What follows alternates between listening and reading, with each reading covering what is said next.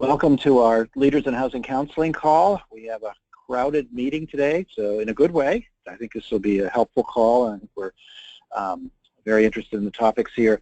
So I'm going to get started right away. I'm in Newark, New Jersey today, and a focus group committee meeting with New Jersey Community Capital, who's been on our calls in the past, and we will be doing, and Matthew's in Philadelphia holding down the fort, so we'll have a multiple location call and involve other people from other locations as well. So we're going to do a quick set of updates on where things are going in many of the projects we're working on and add some things to the list. We're going to talk about the PACE energy loans and some challenges we're seeing in the field. Hopefully you can identify if you're seeing both good experiences and bad with these loans, but want to make you aware as counselors about some problems and some emerging issues. We're going to spend the bulk of the call on Blueprint, which is financial management software that's a project of the Home Ownership Preservation Foundation, and we have them well represented today in the call, and there'll be opportunities to do Q&A, and you'll be able to chime in during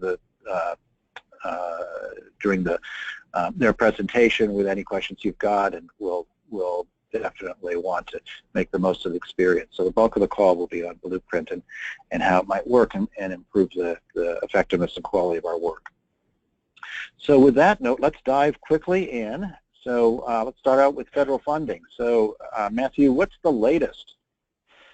So Congress is back now after their long summer break, and they have very few days left before the end of the month when the current fiscal year ends. So they're going to have to pass a continuing resolution which will fund government programs at their current levels. The one kind of question mark has been whether it would be a relatively short-term continuing resolution. So Democrats and many Republicans would like it to be a 3-month continuing resolution, which would basically fund the government until early to mid December. There have been some the kind of more conservative House Republicans in particular have wanted a longer term continuing resolution, but the indications at this point are that it is going to be just a shorter term, just fund the government into December, pass the election, and then it kind of puts them, they have, kind of a built-in deadline of having to get something done prior to the Christmas holiday. So that's what it's looking like at the moment for federal funding. Okay, so we will monitor. They seem to be working towards something relatively soon. And I think for us in the world of the CR, it's there'll be a conference committee to work out what a budget compromise might be, and that'll be the places where we put our advocacy this fall. Is that a fair assumption? Yes, excuse me. Yes, sorry, I muted myself. Yeah, absolutely. So the debate will be the House having funded the HUD Housing Counseling Program at a higher number than the Senate, so the advocacy will be around trying to push the Senate towards that House number. Absolutely. So we'll be in touch with what local groups can do. Unfortunately, a smaller pool of House and Senate players that make up a conference committee. We have no idea who it is, but we'll be looking at that. I know Matthew's doing some special work and outreach to Republican House leadership as well around these issues.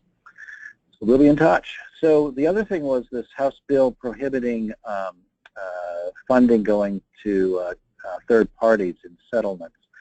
Do you want to give us what the story is and what happened, Matthew? Yep. So this is something that we've been kind of reporting on for quite a while now. That the certain House Republican leadership has been attacking the inclusion of funding for particularly housing counseling agencies and legal services in some of the settlements that the Justice Department reached with the big banks around various misdeeds in the mortgage crisis. This was the first time. There had been several different times where they had introduced legislation. This was the first time it got to the House floor. We expected it to pass, which it did, largely on party lines. There were 5 Democrats who voted along with the Republicans, but beyond that, it was a party line vote. The debate was somewhat interesting. I mean, the Republican leadership that was supporting the bill really kind of focused their side of the debate on attacking the administration for kind of doing an end around the appropriations process. They weren't being critical of counseling generally, or they were somewhat, but not overly critical even of the specific agencies that they've attacked over the last year or two. I thought the Democrats did do a fairly good job of standing up for housing counseling and for some specific agencies that have been kind of called out as activists.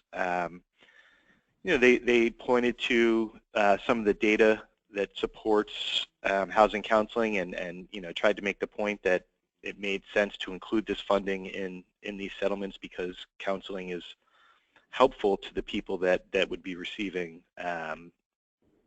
that were included in the settlement that received, whether it be a principal reduction or some other workaround. There is a counterpart in the Senate, but I think that there's no indication that that's going to get a vote. And prior to the vote, it was also encouraging that President Obama issued a veto threat. So no real danger, I don't think, of this going anywhere, but just something for folks to be aware of. This is still kind of an ongoing issue that we'll be dealing with. Well, and obviously the value in these settlements is that instead of just giving people a $500 payment when they lost their house, if we could invest in housing counseling and people could actually save their house, they would much rather have that. And this is a tool for getting more systemic solutions in court settlements. And it's meant millions of dollars in housing counseling funding. We'd worked really hard on this and then worked closely with regulators to try to make these programs work more effectively.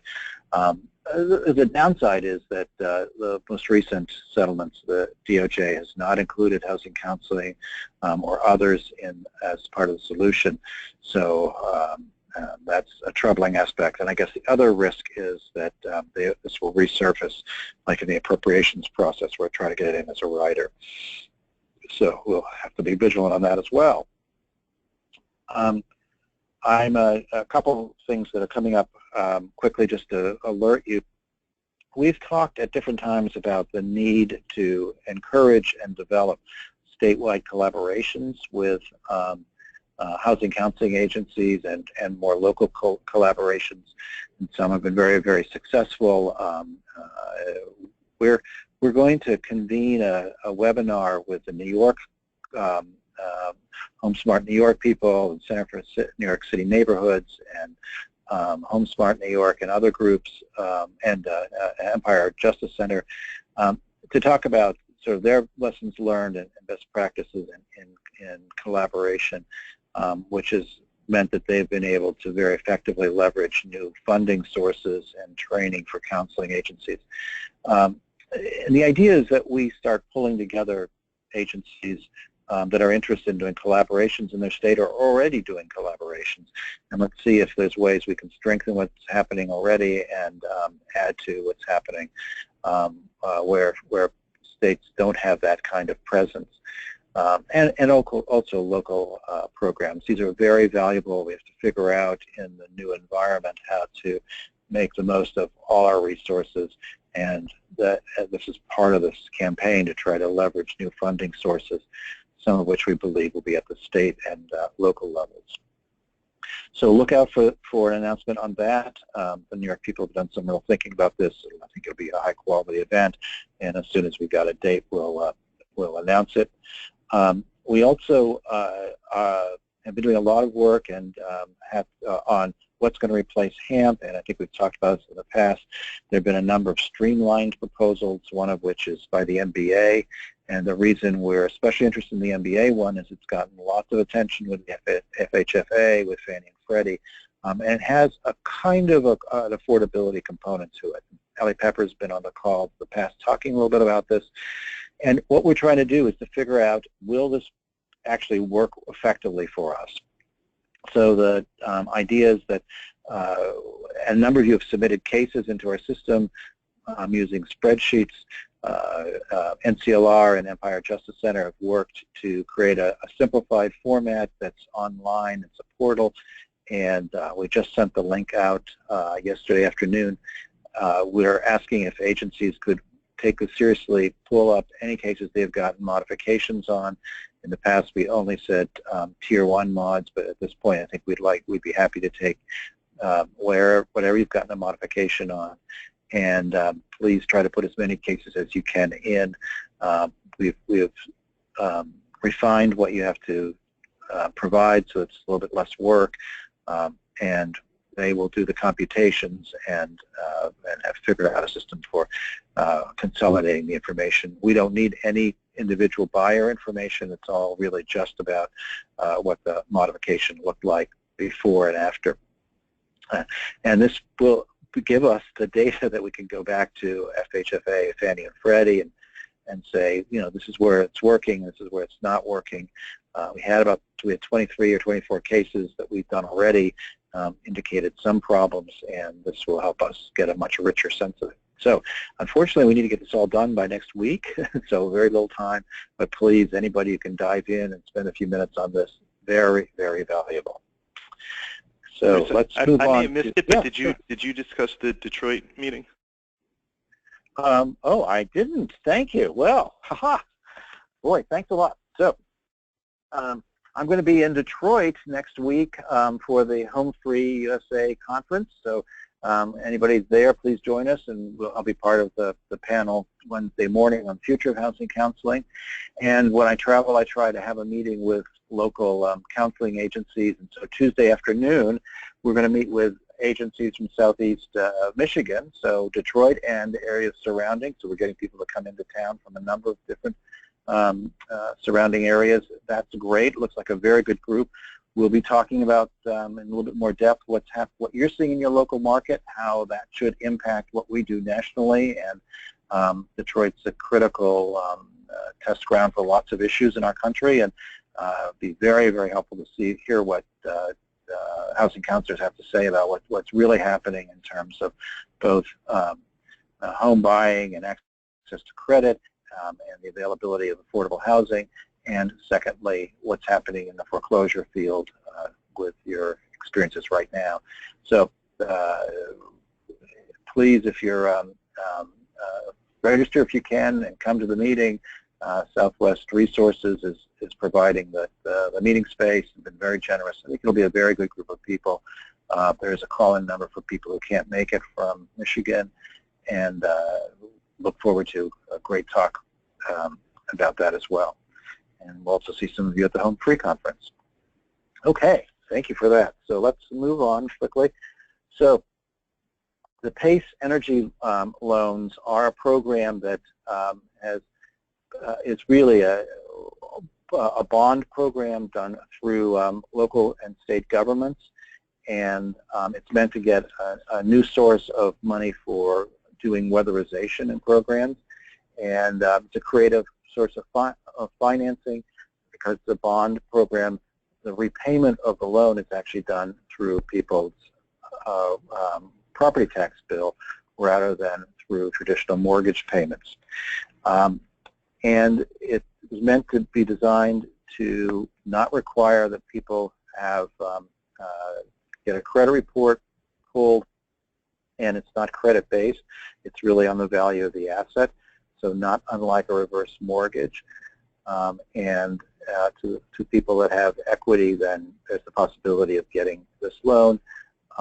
And the theory behind it is that the energy savings will mitigate or maybe even strike out the cost of the loan, and it'll be a wash for people, or it'll be a manageable expense. So what's happened is that the National Consumer Law Center has elevated that in practice. What's happening is that aggressive sales techniques are being used to sell this as a quote-unquote government loan, and making people sometimes think that it's free and there's no repayment costs, making people sometimes get weatherization that they don't need. It's not tied to an energy audit, so we don't even know if the choices they're making would in fact make the will reduce the energy bill or provide the kind of savings that some of the sales force are claiming that it does. So while this could be a very good program, in fact there seems to be a fair amount of abuse in the system currently. NCLC's put together a fact sheet which we distributed yesterday.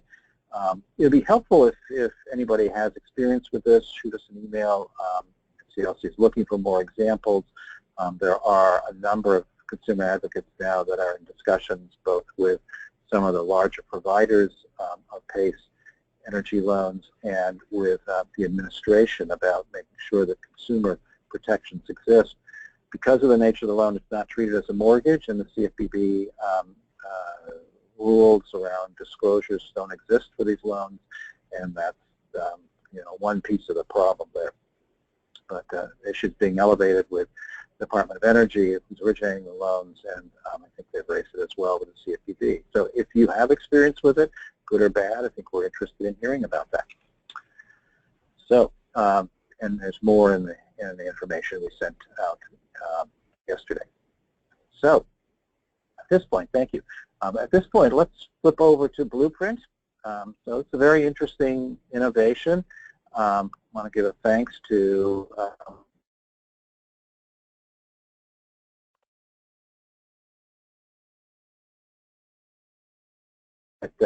is for getting kind of basic budget building functions. It's actually without cost to the client and to the counseling agency, but this is a technology opportunity that will allow for a very efficient way of building a budget and a more accurate way. So a very kind of exciting development. Cheryl Cassell is going to join us, and I believe David Berenbaum from Homeownership Preservation Foundation, as well as Brad Stapley from MX, which is the software developer. So Bruce, Cheryl, I'm just going to give Brad a heads up that in just a second I'm going to turn control over to him so that folks will be seeing his screen. And David, we thought you might want to say a word, so I'm going to take you off mute as well. Excellent. So Cheryl and David, let me hand it over to you. Good. David, do you want to say anything before I start? First, I hope everyone can hear me. Cheryl, do you hear me? Yes, I can hear you. Okay, thank you, everyone. Well, first, we're very excited to have the opportunity to introduce this personal financial management tool to you. I know some of you may be using some of the tools available on the open marketplace that have advertising and lack privacy for our customers and consumers. And we spent a lot of time working with MX and the counseling community to launch this new platform that in time will also be part of a client management system. So I'm really just going to turn it over quickly to Cheryl right now, and really look forward to your all sampling and trying it on the App Store and Google Play, and ultimately we hope in our web portal that you'll be hearing about. Cheryl, I'll turn it over to you. Okay, great. Thank you, David. And I want to thank Bruce for allowing us to do a demonstration of Blueprint on your leaders group. So as David indicated, we are very excited about HPF's recent expansion. This expansion is largely into the home purchase market and new technology to enhance the consumer experience. Some elements of our expansion include our home website, our digital consumer-facing platform. It's called HPF Connect. If you're looking at your screen now, you see the icon over to the left of the screen, and our personal finance money management tool, which you'll see shortly in the demo. Many of you are also aware, as David just alluded to, that we are currently working with other organizations to create or build a robust client management system. And for those of you on the call that might be interested in a client management system, we'd love to hear from you. I would love to hear some feedback, and you can reach out to me on that. But for today's presentation, we are going to focus on Blueprint, the personal finance money management tool. As you were here today, Blueprint allows a consumer to see all of their finances in one place. It will enhance the consumer experience through stronger connection and engagement between the coach and counselor.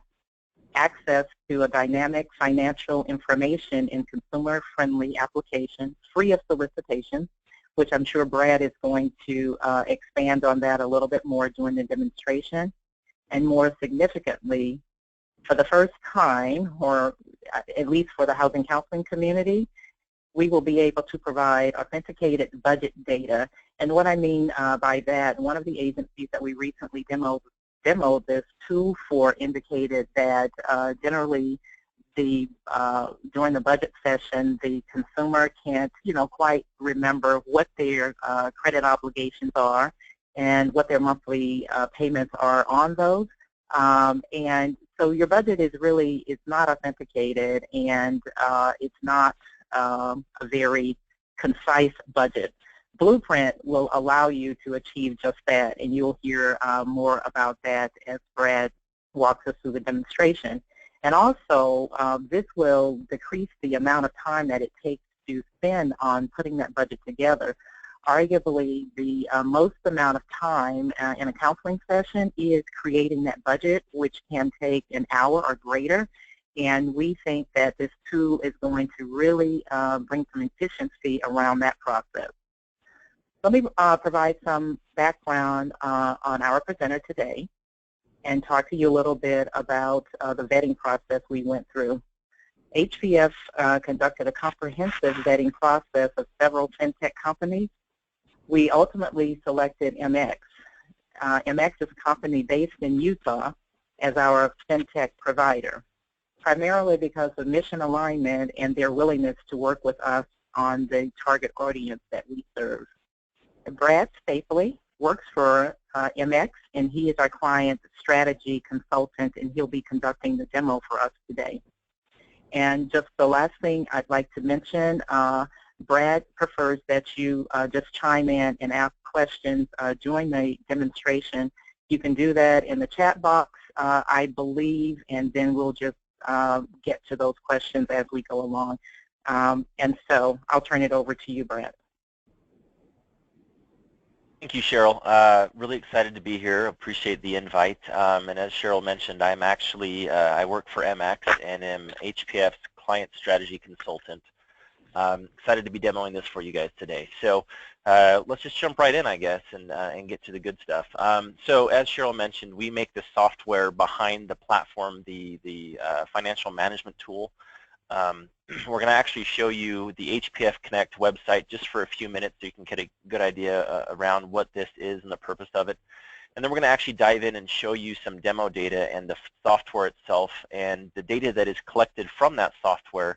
We'll finish off with that to show you the data set that is available to you. So as you can see here, this is HPF's website. It's called HPF Connect, where this is a consumer-facing website. They can go in, they can create an account, sign in, make sure that they are available to do that, and then once they've created that account, they are able to sign in here and jump into that real quick. And it will now display inside of this website. Now, obviously, this website is designed and catered to the end user, and we want to make sure that they understand how to use the software product. So the very first thing they see is they have the ability to immediately start Blueprint, or they can see the videos. And you'll notice here on the side there is a learning center.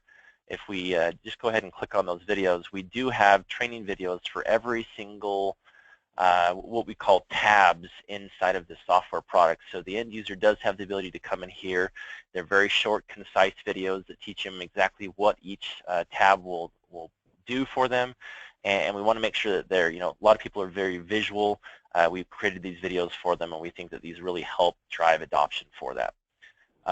Jumping right into Blueprint, here is the software itself. So this is all behind an SSO authenticated page. It's extremely secure, 256-bit SSL encryption, exceeds military standards. It's a very secure site. Matter of fact, the majority of MX's customers are actually banks. We have over 1,000 banks and credit unions using our software, and that is embedded within their online banking. So when HPF came to us, we thought it was a very unique and a great opportunity to showcase this software in a realm that we think will benefit a lot of people. Okay, that being said, the first thing that you're going to see when you log into Blueprint, assuming you do not have any of your accounts added, is that we will have prompts to, guide you to add any sort of bank account information or credit card or mortgage or student loan. There's so many different things that you can add to this to really make sure you have a full financial picture and understand exactly where you are with your finances. So, as Cheryl mentioned, we're based out of Utah, so I actually bank with a small community credit union here called Utah Community Credit Union. I could come in here, I could search for the name, I simply add my online banking credentials, add any, answer any sort of MFA questions, which are multi-factor authentication. So, for example, what was your first dog's name or whatever that may be. You go through a series of those questions and you connect that account. And from that point forward, all of the accounts tied to that particular online banking login will be automatically pulled into our software and through the Blueprint software. So for example, for me, I actually have an auto loan through them. I have 2 savings accounts and a checking account. So all that data will be pulled in. And what we found in the United States is that on average, the average American has between 6 and 10 accounts. And we also found that if they go through the effort of adding 1 account, they will on average add all of their accounts. So what we've done with HPF, we've been very strategic in trying to make sure that people understand the benefit of adding those accounts. And after they've gone through and added, their 401ks, property values, mortgages, credit cards, whatever they may have, they're going to get a really great picture of where they are financially. We also encourage them, if they own a house, to not only just put the mortgage in there, but also add the value of the mortgage, the value of the asset that they may have. You'll notice here we also have like an Apple laptop. They do have the ability to add manual accounts. So if people, for example, don't have a checking account or a savings account that they, maybe swipe their debit cards when they purchase items at the store, they can do everything manually as well, if they'd like to go that route. So as you can see here, we do have the ability to get an overview of all the finances. As you click into these different things here, for example, savings accounts, you can see the balance, the interest rate. I don't know about you, but I would love to have an interest rate of 29% on a savings account. Obviously, this is demo data, but you can kind of get the gist here of how this looks and feels. It does show you, your past 6 months of history with regards to balance. It does show you the last time it was updated, the account name, which you can come in and change. So if you want to rename something, you're more than willing to do that. And you can flag it as a business or personal account by simply toggling one of those buttons. So now that we've added all of our accounts, what does this do? What is the benefit of this? You'll notice that we have several other tabs here at the top, and let's dive into those real quickly. So transactions. This is really great. This is the ability for you, as you've signed into all of your accounts, you now have the ability to see all of your transactions from all of your accounts in one centralized location. Very, very beneficial to the end users. You'll also notice that we have several columns here. We have the date, we have payee, category, account, and amount. What MX does on the back end, which is not really seen by the end user, is we do what's known as the three C's. We call that cleansing, classification, categorization. And what we mean by that is if you've ever logged into your own online banking, you've probably seen some sort of like weird payee, Winco XXX, Antelope Drive, blah, blah, blah, blah, blah. And it's not really super human readable. A lot of those come in as like something you're not sure what that is or what that means. And so what MX does is we have an extensive back-end system that goes through and cleanses that data to simply display as United Healthcare or Cafe Rio or Mimi's Cafe. So it makes it very human readable, as we call that. In addition to that, we also have a very robust categorization engine So much so that we go through the claim of basically saying that we have the highest categorization accuracy in the industry. And yes, that does include Mint.com and other large players in the industry. We've done extensive research. We have several different filters and all the various things to the point where our categorization is exceeding 93% accuracy right from the get-go. And with user interaction, it does have the ability to learn their preferences. So if they end up going to 7-Eleven and they don't fill up gas there, but instead they buy their morning coffee there, they can go into 7-Eleven and go ahead and change those categories. And after a few times of doing that, it will learn your preference, and from that point forward, we'll always categorize 7-Eleven as coffee. So very cool stuff. You also have the ability to add tags. So there are people who maybe run their own business and they have a business account. You can tag something as a tax. You can go in, obviously, and do a search for those transactions. And any of those transactions that have been tagged as a tax write-off, they can then export those, hand them to their accountant, and they're off to the races for tax season. You'll also notice that we have the ability to filter by different types of accounts. So if you say, I only want to see my transactions from my Wells Fargo checking account, you can filter by that and see all the transactions for that date. In addition, we have date ranges you can pick. Currently, we try to pull in about 90 days worth of transaction history upon the initial aggregation event. Basically, when they add that first account, we try to pull in 90 days worth of transactions. And then moving forward, we so far have never deleted any sort of data. So if they've been using this for 10 years down the road, they're going to actually have 10 years worth of transaction history. I'm going really fast here. If anybody has any questions, please feel free to stop me. But I'm going to assume so far so good. So we're going to actually move now into the spending pie chart. So this is a very simplistic a very simplistic view of how people spend their money. Because our categorization is so accurate, I compare that to, a lot of people just use Apple products because they just quote unquote work. They just work for them. It's easy to use. There's not a lot of user interaction they have to do to make things work. So we found that with our adoption rates, that is extremely high because everything just flows smoothly. There's not a lot the end user has to do to fix anything. It just works. And as a result, they're actually going to get a true understanding of how they are spending their money. I can tell you from a personal experience I had when I first started using this product, when I was hired here at MX years ago, it was an eye-opening experience to see how much I spent eating out at restaurants. It really helped me reevaluate how I maybe spend my money and help me be much more financially secure, and really help me to change my mindset and attitude towards that. You'll notice as well that if I, for example, click into food and dining, there are some sub-budgets below that. So you'll notice there is fast food, groceries, restaurants. There's several other categories that could be added depending on how you spend your money. For example, one of them being that coffee thing we mentioned earlier. And if you're ever curious to see, well, I don't remember spending $167, $168 on restaurants, let's jump into that. If you tap into that, it will actually give you all the transactions that show where that is coming from, which is really great. In addition, there is... in for a minute? Absolutely. Yeah, and so I just wanted to say for the coaches and counselors on the line, the two tabs he's demonstrated for you, the transaction and the spending tab, those tabs are, that whole process is just so valuable. I'm going to date myself here, but I don't know if some of you may recall that we used to use daily spending diary, monthly spending diaries, and we had to walk around to try to figure out for a week, what our actual spending was. Here, you'd be able to see that spending right away, and then the coach and counselor can engage with the client in developing that budget and allowing them to reach their savings goals much sooner by being able to identify exactly how they're spending their money. Thanks, Brett. Perfect. Perfect. Thank you, Cheryl. Great. So obviously there are other people that have multiple sources of income. So you can come in, tap on that particular button, and it will show you your various sources there. Once again, the date ranges are all selectable as well as some preset ones.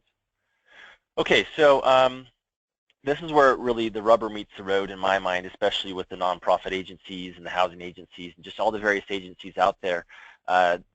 Budgets are a way that we can help our our customers and our end users really focus on reeling in their spending and help them be much better off financially. And so the way that budgets are traditionally shown is the way that I'm showing you here. And by the way, let me tell you how the budgets are actually generated. So this is really cool.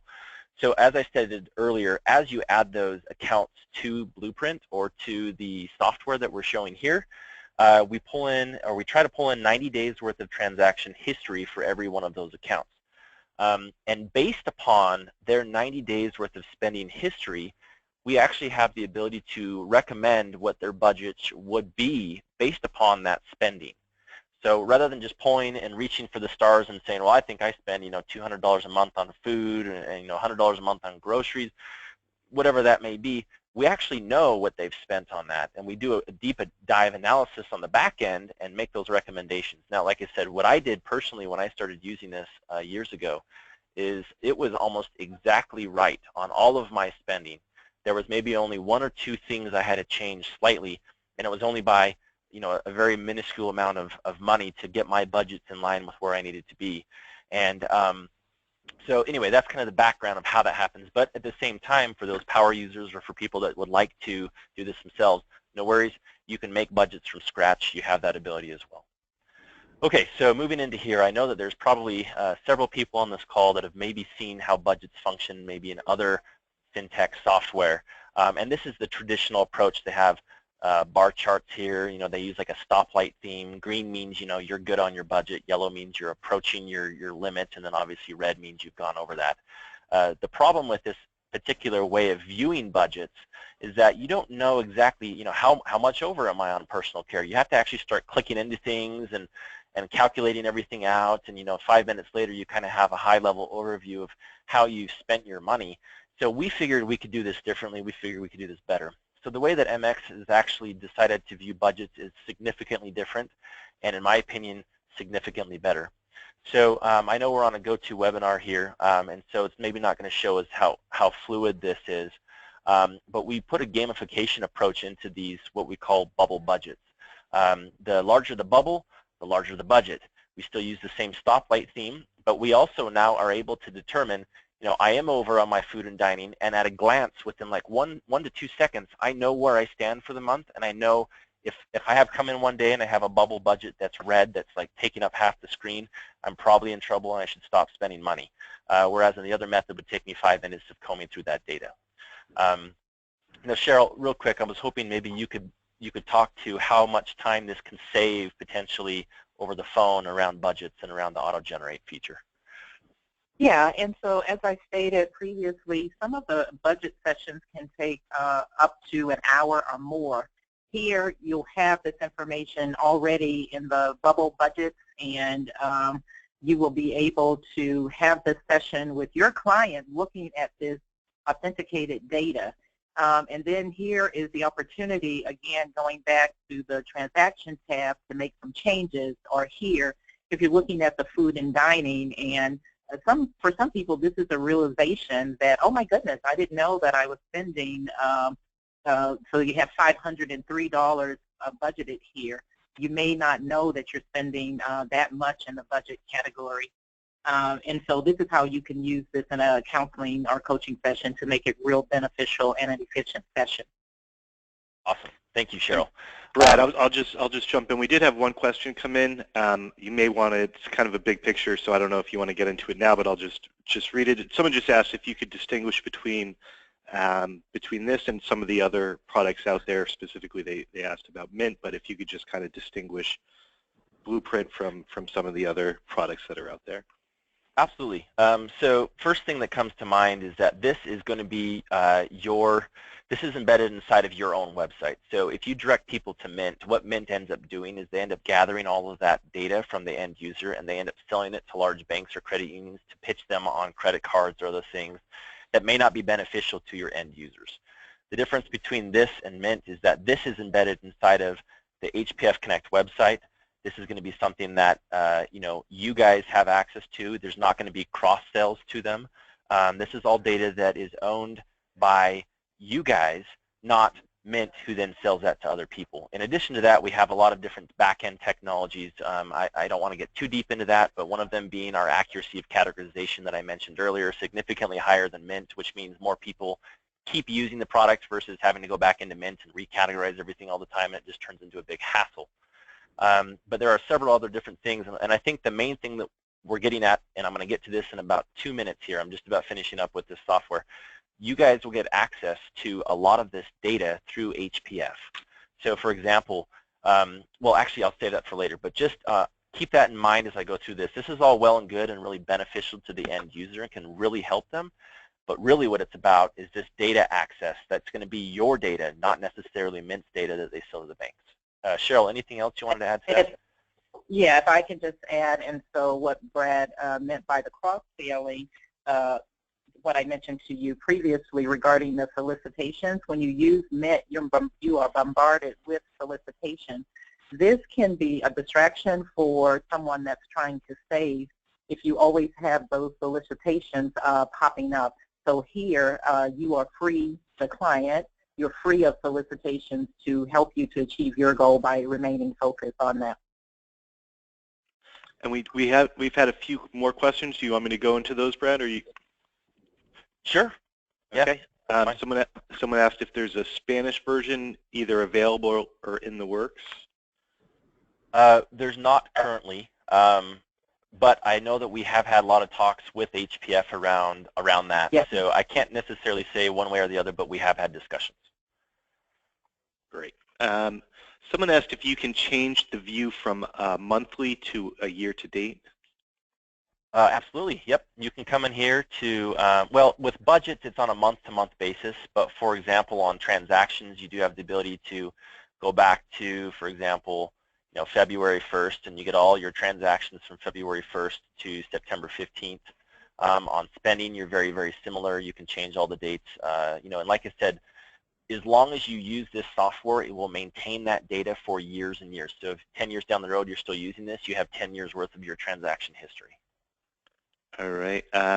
Someone asked if you can pay bills through this system. Great question. So this is only a financial management tool. There is no ability to do money movement at all. So bill pay is not something that's available. There is no ability for you to take money from any accounts or anything like that. It's strictly managing your money. And then the last question we have for now is, will it show you due dates for accounts that you have payments due on? Yes, and I'll get to that in like one more tab. So right. we'll answer that question. All right, that's all for the questions for now. Thanks. So I'm going to add one more question to the list. So counselors have to report to lenders and to HUD budgets at different times. So they're not done as circles, but they're really done as linear charts of categories and dollar amounts. Are you able to pull a chart out, and are you able to pull out a year-long chart to show what the household budget, what the household expenses were? You can through what we call our Insight product, which I'm going to cover here, and also through our various APIs that HPF is currently consuming. So the long answer to that is absolutely, or the short answer. So you'll show us what that looks like and what an API is? So APIs are, you can't really show those. What they are is they basically are the back-end system that we use to create our own user interface. And so it's all the stuff that goes on behind the scenes that we allow HPF to get access to, and they then can make calls to our system to request that data in a non-UI or a non-user interface format, and then they get that in a basically a file sent back to them that has all of that data accessible. We'll cover that when we get to the Insight portion of all this, so keep that question on the back burner, and we'll answer that, I think, as we go further. And I'll just, one other question came in. This is not just on mobile devices, right? You can do it on a PC as well? Mobile and PC, correct. Great, thanks. Okay, so just so everyone, I have about 15 minutes here, and I think we can get through that, and then we should be able to finish this up and let you guys make sure we are more than willing to do separate demos. I'm sure Cheryl, as she mentioned earlier, would love to hear back from you guys if this has any interest in for you. Okay, so let's jump into trends here. So trends is basically the spending pie chart over time. Brad, I'm sorry, Yes. Brad. Can you just go back to budget and show the item on the bottom, the $640? Okay, Absolutely. so they know what that means. Absolutely. So what this is here, you'll notice in the bottom left-hand corner there is basically what they've spent each month, $4,650, and they have budgeted $5,560 for that month. So you can see here that they're spending less right now, at least, than they have budgeted, which is good. And then the other key part here is that based upon your past paychecks and your past, how you've earned your money, they're able to project what you on average will make each month, and then it will actually show here what you've actually earned this month. So you have a projected income versus an earned income. You'll notice that right now there is a small difference in that, which is $640, and that amount is actually something that is excess money that is not budgeted right now. So what I'm going to do is I'm going to actually tie back into that here in about 2 seconds, but I want you to remember where we got that data from. So $640 is currently unbudgeted excess money, and that can be used towards what we call goals. So keep that on the back burner for 2 minutes. Thanks, Cheryl, for the reminder. Okay, trends. This is very simple. What this is basically a spending pie chart over time in relation to your income, which is this double green line at the top. Obviously, the goal of this is to stay below your income line, but you can actually see how you've been trending. You'll notice here, like something, auto and transport had a large uptick. What the heck was that? So we can jump into this, and we see a large amount here. We can click on that, and we'll notice, oh, that's right. We had $805 worth of auto repairs in June 2016, which is why we have that peak or that jump in that particular category. So very, very simplistic, very straightforward. Let's keep going here. So debts, this is very, very crucial, I think, especially to the audience on the call today. So as people add their credit cards, their basically their liabilities, their mortgage, their student loans, auto loan, whatever that may be, we are able to pull in the interest rate. We are able to pull in the total balance of those loans. We're also able to pull in the payment dates and what the minimum payment is or what they generally pay on those particular liabilities. So what we are able to do is we use a process it's called snowballing effect by Dave Ramsey. And what that essentially means is that without paying anything extra today, you're going to be able to accelerate your debt by paying off your fastest first or your highest interest rate first. And once this particular item here, this Visa Platinum, is paid off, you take this $90 and you roll it into the payment for Capital One. Once Capital One is paid off, you take the Visa Platinum Capital One payment, roll that into Epic Bank, etc. And the purpose of this is it will show them how much money they will save over time, as well as how much debt-free acceleration in years they will save off of the life of that. Very, very powerful tool that you can really help show the power of debt management and using this software. All right, net worth. This is something that's generally, from what I've seen anyways, displayed in a pie chart in a lot of cases, or simply as assets minus liabilities. And hopefully, you have a positive net worth. But the thing that's very hard for people to understand is that, if they do see that spending pie chart, they have a little green sliver, and unfortunately, the rest of it is red. So that surprises them. They stop eating out every day. They start bringing home lunch, and they make these sacrifices in their mind that they feel are going to really change their net worth. They go back and they check their net worth 6 months later, and the spending pie, or the little pie chart sliver, looks the exact same, and it's discouraging. So the way that we decided to display net worth was on a month-to-month basis change. And if you were doing good in 1 month, you can click on this, and you can see what was I doing right to make that. Let's keep that up. Or if I kind of messed up, in the month of June, why did that happen, and what can I do to fix that? Once again, you have the date ranges you can change here. Okay, lastly is goals, and this is what I was saying to hold off on. You'll notice your monthly contribution of $640, which is the unbudgeted amount that you have in excess each month. What you can do here is you can actually come in and add goals. So for example, I want to save up for a vacation, or I want to buy an 80-inch 4K TV. Whatever your goals may be, I want to pay off my credit card, do this, do that. You can come in here, and based upon this excess amount per month, it will actually tell you how long it will take you before you are able to save up or pay off for that particular goal based upon that amount.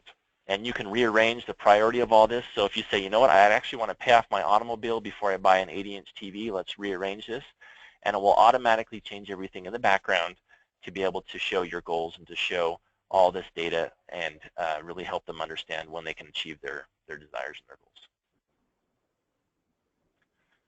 Okay, there's also a help section here. If they don't understand, you know, what budgets are, they can come in, they can click on this, and they can, you know, get a very brief description on what that is, how that works in conjunction to the videos that we showed earlier.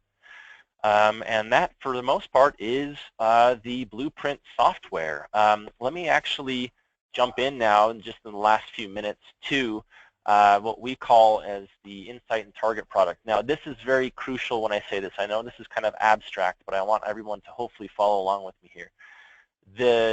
What I'm going to be showing you is essentially the type of data that you guys can get access to through HPF. It won't necessarily be in this same user interface per se, but the data that you're going to be looking at and the information you're going to be seeing is the same exact stuff that you guys would be able to have access to using this product. So with that being said, let's sign in here and let me show you how this works. Oh, hold on.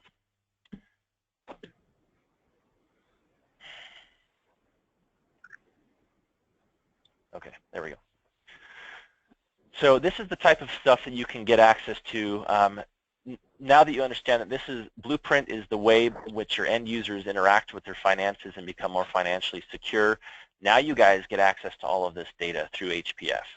And what we mean by that is you're able to look at, you know, new users, how many people are using it, how many times people log in per month, how many sessions per user per month. So it looks like right here in the month of August, the average individual, you know, and this obviously this is demo data, but the average individual signed in 13.1 times per month, and that's actually pretty typical of what we're seeing. You're also able to see users with external accounts that have been added. You know, in this case, 30,000 external accounts per user, etc. You're also able to come in here to see accounts by type. So what's the number one? 47,500 credit cards, checking accounts, 29,771, savings accounts, investments, loans. The list goes on and on and on. That's the accounts. You can break that down by users. You know, a lot of times users will have multiple credit cards, etc. You're also able to come in here and look at if they don't bank through us. Let me click on this. If they, well, they don't bank through you because you guys aren't a bank, but you're actually able to see where their direct deposit is actually going. So you're able to see where most of your end users or your customers have all of their accounts stored, which is really interesting, or their direct deposit. You're also able to see how many times they visit the accounts tab, how many times they visit the transactions tab, spending tab, budgets, etc., to break that down to see where all your users are spending their time. Here's where it gets really good. You're able to come in here, for example, and you're able to look at, you know, who has auto loans and how many auto loans are added. What's the auto loan balance and what bank or credit union or loan agency holds the majority of the value of those loans. You also have the ability to download and or take all of that data in a CSV format to be able to analyze that in your own systems if you'd like. Once again, all this data can be available through HPF as your users add these accounts to this. So rather than selling this to large institutions like Chase or, you know, Wells Fargo, which is fine, we're just a little different approach than Mint does because we give you guys the data rather than giving that to or selling that data to somebody else. Now all these different things are available to you guys through our APIs and or through Insight and Target through HPF. They will be the ones that provide that data to you. In addition to that, you also have the ability to create segments of individuals. So for example, if you wanted to come in here and say, look, I wanted to find individuals who have at least $1,000 in their savings account, have a credit card that holds the value of more than $15,000, and their interest rate is above 20%, we think we can help these individuals out to get a better credit card, to lower their interest, to lower their payment, to really help them be more financially secure. So you can create segments to do all that stuff. Let me just show you how that works. You can click on accounts here, hit create. You can add filters to your heart's content. So I want to, you know, filter by account type and we want to do credit card, and you'll notice here that dynamically these users that fit this segment will be automatically changed for you. Now we want to find interest rate, and we want to have the interest rate be between 29%, let's just say anything above 15%. Now we have 18 users that fit this segment. We can keep on adding more and more filters to find all those type of individuals that fit the segment you're trying to find. And then at that point, you can export that list of individuals and help them out. All that data is available through HPF. Cheryl, is there anything else that you wanted me to cover? Should I dive into anything in particular do you think I missed? No, but there was one question about setting a due date. I think that was through alerts, probably on Blueprint. That was a question that was asked previously. So if I sign back in here, the due dates, you do have alerts here. So let me show here notifications. You do have the ability to, actually let me do this. We do have alerts that are very, very cool. I'm glad this was brought up. So you can actually have alerts for low account balance, large deposits, large fees, exceeded budgets, and we also send out alerts for upcoming payments that are due. I get them via email, and you can select them per account. Say, I don't want to get alerts for 401k, or I can, and I can set the threshold for a low account balance, and then those will be emailed to you through the software. So I have a question here, which is, I think we mentioned this earlier. So one of the things that counselors need is the household budget that they could print out and put in the file or put into their client management software. So does this generate a budget with specific categories and dollar amounts of what actually was spent in a fixed period of time that the counseling agency could use in their counseling and their reporting? Yes, so the way that this would function is that through HPF, you guys would be able to get access to, we can pipe in all of those transactional fields. We can pipe in, really the sky's the limit when you think about this. All this data is available through our APIs, which we pipe into HPF. HPF can then pipe that data into the counseling agencies to say, look, I want to find individuals, I want to see what their budgets have been over the last 3 months and if they've stuck to them. Or I want to figure out, what their spending history has been for the last year, whatever that may be. That data is able to be piped in through HPF to any counseling agency. But so I guess this is sort of a standard function that a counseling agency, if they're going to work with this program, need. When you say piped in, I mean, is there a way that the software could just produce that for the agency? Because that's a product that they need. Of the counselor. Bruce? Yeah. Yeah. So I think, I think if I understand the question, so a couple of things. First, we want to say to make sure that everyone on the call knows that this tool is free to consumers and to agencies to use. And what we're discussing now is the more customized reports. And since we get those reports through our fintech company, MX, there is a fee for those reports, but that is something that we'll talk to each agency about regarding what reports there are that they need. So let's say, for instance, one could be the budget that you're speaking about. If this is something that they need, frequently, as you've stated, this is something that we will have program or set up where agencies would be able to receive that when they need it. So that's going to be customizations. It's not just a tool per se, that a feature rather that they could hit on this to create that budget. Yeah. And I'll just jump in, it's David again, and add that as we're now designing what we hope will be an open platform client management system that will be both consumer facing as well as for counselor and in time other stakeholders such as industry, the graphics that you're seeing and the data that you're seeing from Blueprint will actually not only be able to be used in budgetary form, but also in client action plans and in other reports that will be able to be produced. So this has been a sort of multi-step process to reinvent how we've been collecting data and also, frankly, to lower the cost of how we obtain the data moving forward. And we're, as Cheryl noted, we're actually really looking for feedback into what people would like to see in the next generation client management system because we're really trying to reinvent how they are used. So we are right at 2 o'clock. I'm sorry. Go ahead, Cheryl. Just to add on what David just said, as you see the screen that's still up, HPF Connect, on the left-hand side, we anticipate that the client action plan will be there, other resource tools, financial credit report tools such as credit experts that help the consumers to understand their credit reports. All of those tools will be available both for the coach, counselor, and consumer.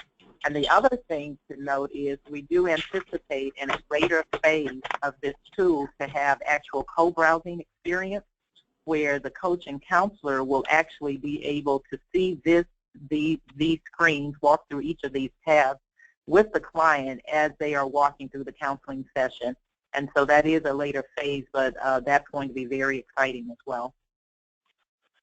Great. So it's just past 2 o'clock. We do have a number of questions. I don't know if folks want to stay on for a few more minutes. Or why don't we go for 10 more minutes and see if we can't get to some of the questions. Does that work for you folks? Brad, So, do you have minutes? I actually have another hard stop. Yeah, I have another call that I've been scheduled for doing a very similar thing. So I'm actually late to that. And I think a lot of the questions are actually probably more for Cheryl. So thank you very much, Brad. All right. Thank you, guys. I'm going to jump off, but it was a pleasure hopefully discussing this with everybody, and I hope that it really struck a good chord with you and you understand kind of the benefits of this. So thank you very much. Thanks, Brad. Thank you. All right. Bye-bye. All right, so Cheryl, so one question is, could you just talk a little bit more about how, so most of what we went through today was kind of the client, I'll have to fix the screen in a second, but was kind of the client facing part of it. How would a counselor use the product? And so how we envision the counselor would use this today is HPF will work with the agencies that are interested to hang Blueprint on their website. Their client, they would then instruct their client during the intake or at some point in the counseling session that they can use this personal finance management tool. And then their clients will go ahead and use that and then come back after a scheduled counseling session to engage around that portion of the counseling session. Great. Someone asked whether, and this is probably more for the future, but whether it would be able to be integrated into their own client management system? And so the client, I'm sorry. So we will have some availability to work with agencies with other client management systems to export some of this data, but that will be on a case-by-case basis. And again, those agencies that are interested in that would just need to reach out to us and let us know what their needs are, and then we could talk about how that process would work. But again, I will state we are, very interested both in feedback regarding client management system, what a future system can look like and what the needs are like, and also looking for users for the client management system, and this will be built into that client management system. Great. And someone asked for agencies that are interested in using HPF Connect, what do they need to do to get started? Yes, if you can share my contact information with them, they should contact me, and then I'll reach out to them, and they can work with me and my IT team for the setup of Blueprint. Why don't you just give me your email, and I'll put it in the chat box, but we'll email it out as well. It's CCASS as in Sam, ELL at 995hope.org. Great. So And that's CCASSELL at 995hope.org. great. So I just sent it in the chat box, but we'll certainly email it out as well. Okay. So just keep going for a few more questions. So what is the mechanism for counselors to engage clients in the system and obtain permission for access to the client's information? Can they expand on what they mean by what is the mechanism to engage clients? So, I mean, someone else had asked about kind of assuaging client concerns about security. I think that's kind of the gist of the question is, well, for one, I think it's getting permission for accessing the personal information. Oh, sure. And so not dissimilar to the current process. Of course, agencies will have a authorization between them and the Housing Counseling Agency to use, access, or work with them regarding their personal financial information. As it relates to the security piece, Brad spoke to that early on with the 256 FSO encryption that actually exceeds the military encryption. So it's a very secure system. Great. And is there any mechanism for agencies to kind of do what the run through that you did today on their own, just to kind of try it out before they decide to adopt it? Yeah, a test environment. So we don't have a test environment, but let me go back to my IT team to see what we can do around that. The other thing that we can do, well, actually we have been inviting agencies to just go ahead and test it out, but yes, you'd have to use your own data. Again, Blueprint is already available. So nothing's stopping you right now from using it. You'd have to use your own data, and this will give you an opportunity to get familiar with the tool. And then as far as making it available for your clients, then you can reach out to us regarding that process to get the link on your website. Well, I should say that I did this on Saturday. It actually was very easy to use. Okay. And was impressive about accessing accounts and was surprisingly accurate about divvying up the what the expenses were and finding appropriate categories. And I think this really works well with people who try to do everything electronically. And I guess, so there's a way to manually go in if you are more of a cash economy person to fill in the blanks. Is that right? Yeah. Yes, and I am happy to do. Yeah, I'm happy to do again those one-on-one demos with others to kind of walk through things if it was too quick and you didn't understand something. But as Bruce just stated, if you are a cash consumer, you can do this manually by adding those accounts to the system manually. The electronics were pretty fast. That was very impressive. Anyways, more questions. Great, great. Is the credit score going to be available? So currently we are working with another vendor to look at overall credit health. The credit score is not currently available, but as I pointed out, that blue tile on the left-hand side, we will have resource tools such as those that will be able to analyze a credit score for consumers to help them to make decisions about increasing that credit score if that's something that's needed. And so that is a tool that's to come, but it is not available at this time. Great, thank you very much. I think we're right at 2:10. So Bruce, I don't know if you want to say any last words, but thanks very much to Cheryl and David. Great. Well, thank you very much. This was very helpful. I think people are very interested in trying it out. So I've had some discussion about this offline as well. So please keep us informed as things develop. We'll be interested in see what happens. I'm going to quickly do a very short plug to groups to just think about if you haven't already, to join NHRC. We definitely need your support to keep growing. And actually have done quite well this year in terms of bringing in new groups, and would love to have you join if you haven't already. We'll continue to try to figure out the cutting edge of our business as well as advocating around financial security for our work. And do depend a lot on the strength of groups to support the work by becoming members. We will be back again in 2 weeks and look forward to talking with you then. Thanks everybody, and thanks to HPF for presenting today. Thanks a lot. Bye. Thank you. Bye.